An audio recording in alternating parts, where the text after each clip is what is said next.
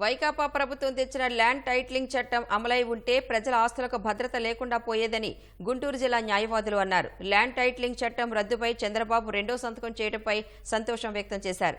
గుంటూరు జిల్లా కోర్టు వద్ద సంబరాలు చేసుకున్న న్యాయవాదులతో ఈటీవీ ముఖాముఖి.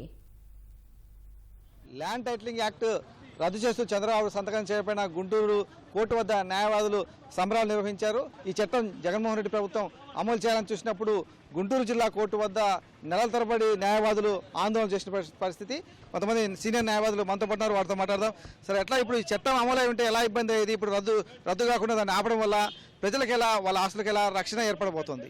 ఈ ల్యాండ్ టైటిలింగ్ యాక్ట్ అనేది ఒక దుర్మార్గమైనటువంటి చట్టము, రాజ్యాంగం చేత రక్షించబడే అటువంటి యాక్టు ప్రజలకు అర్థం కానటువంటి అయోమయ పరిస్థితుల్లో ఉన్న రోజుల్లో న్యాయవాదులు అయినటువంటి మేము దాని యొక్క ఎఫెక్ట్ని అర్థం చేసుకొని ఇది ప్రజలకు చాలా నష్టం కలిగిస్తుంది, ఈ నష్టాన్ని నివారించే పరిస్థితి ఏంటని చెప్పి ఆలోచించేసి 70 రోజులు మేము నిరాహార దీక్షలు కండక్ట్ చేయడం జరిగింది. అనేక రకాలుగా ఉద్యమాన్ని మేము నిర్వహించాము. ఏకోన్ముఖంగా అందరం కలిసి ఈ చట్టాన్ని రద్దు చేయాల్సిందే అని చెప్పి అప్పుడున్న ప్రభుత్వాన్ని డిమాండ్ చేశాము. ఈ రోజున వారు అనుకున్నట్టుగానే, వారు చెప్పినట్టుగానే, ప్రామిస్ చేసిన విధంగా రెండవ సంతకం ముఖ్యమంత్రిగా ఛార్జ్ తీసుకున్న తర్వాత చంద్రబాబు నాయుడు గారు దీన్ని రద్దు చేయడం జరిగింది. ఈ చట్టం రద్దుతో ప్రజలు హాయిగా వాళ్ళ ఆస్తులను వాళ్ళు రక్షించుకొని వాళ్ళ ఆస్తులను వాళ్ళు అనుభవించేదానికి అవకాశం కలిగింది కనుక మా కృతజ్ఞతలు తెలియజేస్తున్నాము. చట్టంలో ప్రమాదకరమైన అంశాలు ఏంటి? ప్రధానంగా ఒక ల్యాండ్ టైటిలింగ్ ఆఫీసర్ని పెట్టడము, వాళ్ళు ఇష్టపడిన క్లాజెస్ మార్చడము, దీనివల్ల ఎలాంటి ప్రమాదం ఏర్పడేది ఒకవేళ చట్టం అమలై ఉంటే కనుక? జనరల్గా ఏ వివాదమైనా సరే న్యాయమూర్తులు న్యాయవాదుల మధ్య ఉంటుంది. అలాంటిది ఈ విషయం తీసుకెళ్లి రెవెన్యూ డిపార్ట్మెంట్ వాళ్ళకి అప్పచేయడం జరిగింది. చిన్నకారు రైతులు, పేదలు చాలా సమాజం వీటంతా కూడుకున్నది కాబట్టి వాళ్ళకి న్యాయం చేయకపోవచ్చు, వివాదాన్ని సరిగా పరిష్కరించలేరు.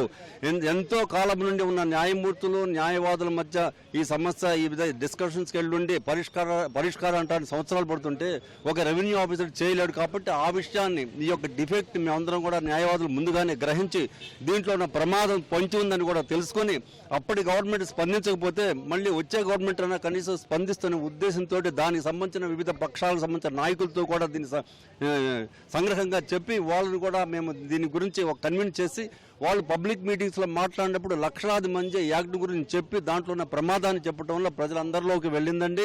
నూతన గవర్నమెంట్ ఏర్పడమంటే రెండో సంతకం పెట్టి రద్దు చేశారు. ఎట్లా ఇప్పుడు చంద్రబాబు నాయుడు ఈ చట్టాన్ని రద్దు చేయడం వల్ల రాష్ట్ర ప్రజలకు ఎలా ఉపయోగపడుతోంది?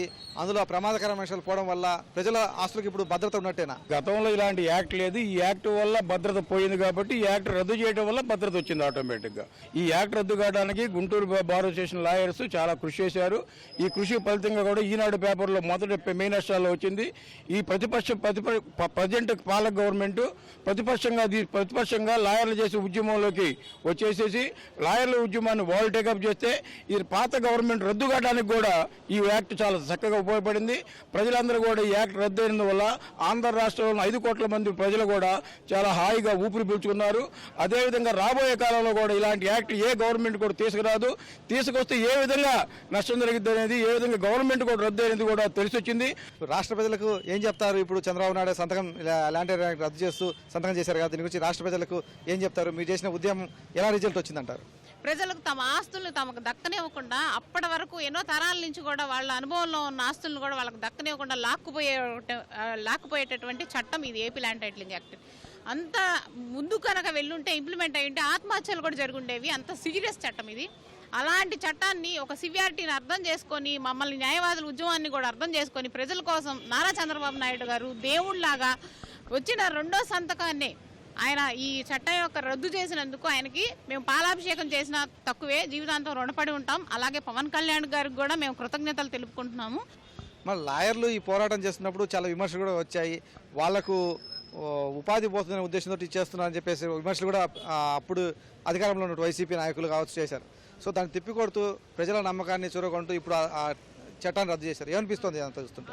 భూ వివాద చట్టాలన్నీ కూడా కోర్టు పరిధి నుంచే తప్పించడానికి ప్రభుత్వం ప్రయత్నం చేసిందండి. ఆ చట్టం తీసుకురావడం ద్వారా ఏమాత్రం చట్టం పట్ల అవగాహన లేని ఆఫీసర్లను తీసుకొచ్చి టైటిలింగ్ ఆఫీసర్స్గా చేర్చి వాళ్ళకి ఏదో నామినల్ ట్రైనింగ్ ఇచ్చి వాళ్ళని టైటిల్ డిసైడ్ చేసేందుకు అంటే పూర్తిగా వ్యవస్థను పూర్తిగా మార్చేసేందుకు ప్రయత్నం చేశారండి.